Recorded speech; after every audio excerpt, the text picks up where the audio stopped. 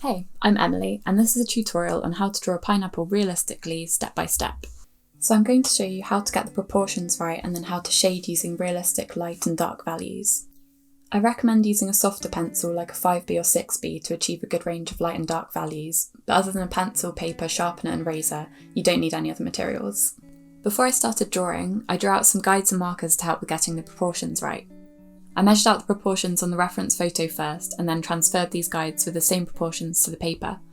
Roughly the leaves and the fruit of the pineapple are the same height, and this pineapple is just over double the height compared to the widths.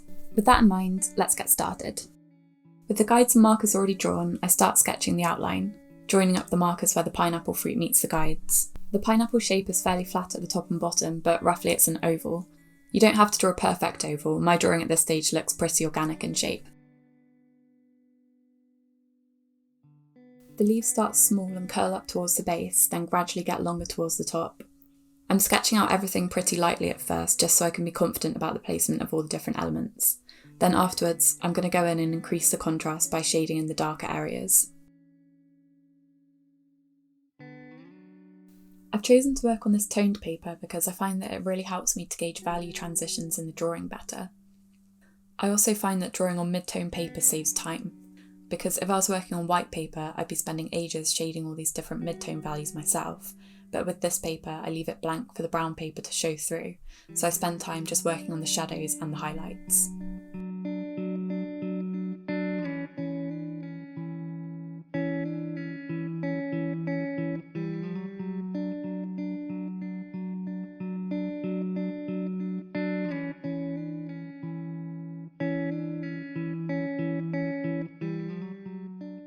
If you look at all these different sections as a whole, there's a diagonal crisscross pattern going across the fruit.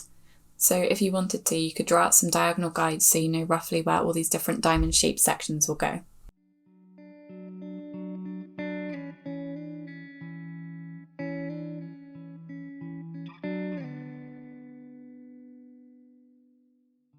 Now I'm going to start shading. The light source in this drawing is coming from the right-hand side, so the left-hand side of the fruit is going to be much darker.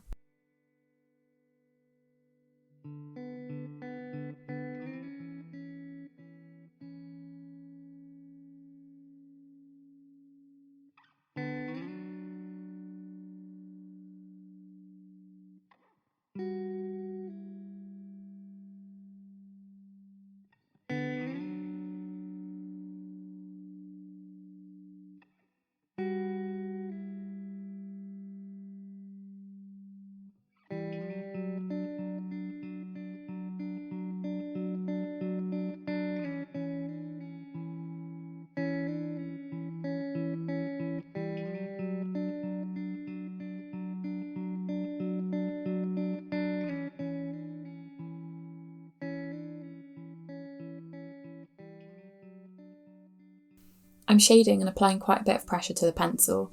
This is a technique called burnishing, so if you press harder, you'll cover up the texture of the paper. I'm building up the layers of shadows to create depth, and there's quite a lot of back and forth in this step. I'm making lots of adjustments and tweaks and erasing some of the mid-tone sections with this eraser to reveal highlights. I love this stage of the drawing process because it's when your subject really starts to take form. You'll probably find that you spend quite a bit of time on the shading because you just get into the flow of it.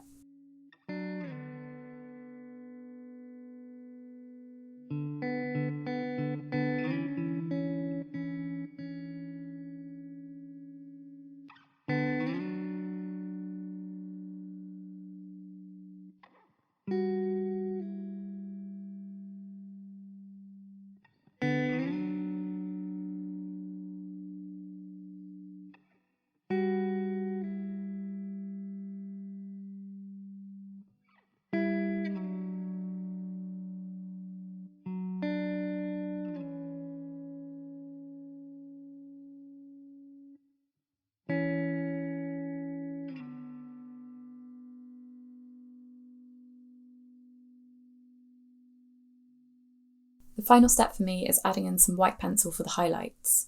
If you're drawing on white paper, you won't need to do this, but I think on mid-tone paper it really makes the drawing pop.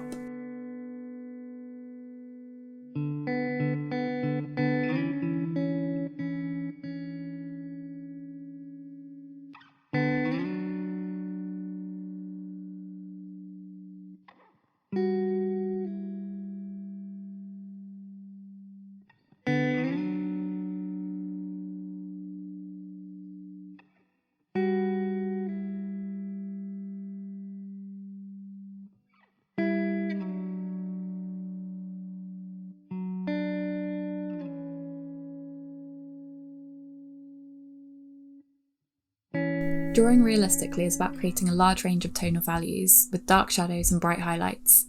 I spent quite a bit of time shading this one, but you can spend as much or as little time as you like to get the effect you want. I think I'm finished here, so thank you so much for watching, and I hope you enjoyed this tutorial and found it useful. See you next time.